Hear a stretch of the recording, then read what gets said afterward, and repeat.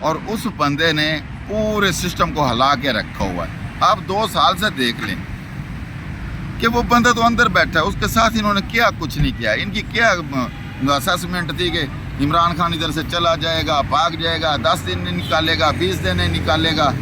اب یہ اس کو نکالنا چاہتے ہیں. اس نے سسٹم سے بغاوت کی ہوئی ہے.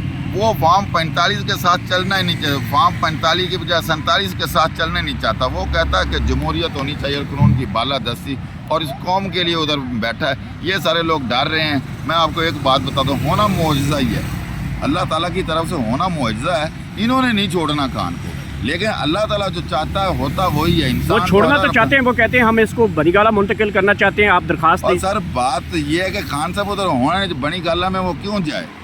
جب ہے بے گناہ تو اس کا ٹرائل کرے صحیح طرح پہ, بقایا کا بھی ٹرائل کریں, قانون کے نیچے سارے برابر آئیں. دیکھیں کہ اگر پاکستان طریقے انصاف ہے تو بقایا جماعتیں ہیں, ان کے ساتھ کیا سلوک کیا جا رہا ہے, ان کے ساتھ کیا سلوک. جب 2 رائے ایک قانون کے لیے ہوں گے, کچھ کے لیے علیحدہ کچھ کے لیے علیحدہ, تو پھر تو ایسا سسٹم نہیں چلتا, پھر تو انصاف نہیں نہ ہوتا.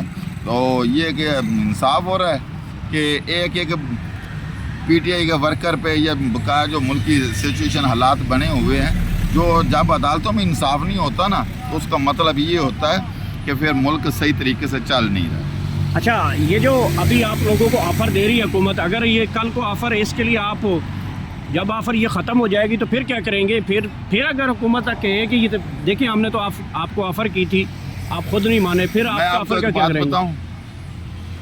پیپلز پارٹی ہے, اس کے ساتھ 71 میں یہ کچھ ہو گیا تھا, پی ٹی آئی کے ساتھ ہو گیا, طاہر القادری کے جماعت کے ساتھ ہو گیا, ٹی ایل پی کے ساتھ ہو گیا. یہ خوشیاں یہ بھی نہ منائیں, ہونا ان کے ساتھ بھی ہے.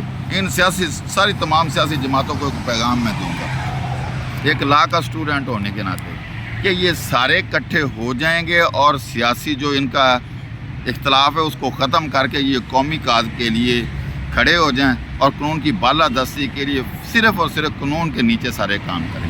تو ہو سکتا ہے کہ سب کی بخشش ہو جائے, ادروائز باری سب کی آنی ہے.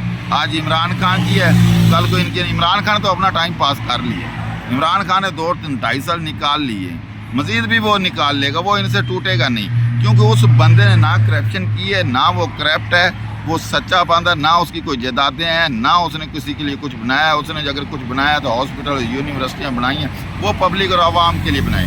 اس کے پاس کچھ نہیں ہے. بنی گالہ تو وہ بھی شوکت خانم کے لیے.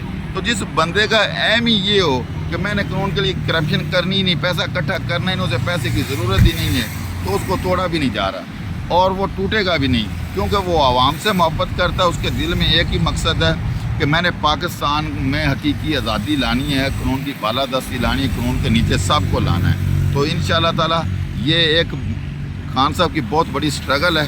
اور میں یہ سمجھتا ہوں کہ جو عوام ہے نا, آج یہ الیکشن کروا کے دیکھ لیں, کسی بھی طرح سے رائے لوگوں کی پبلک کی لے کے دیکھ لیں, تو فارم 47 والا کام نہ کریں تو 99% جو پبلک ہے, عوام ہے, وہ عمران خان کے پی ٹی آئی کے ساتھ کھڑی ہے.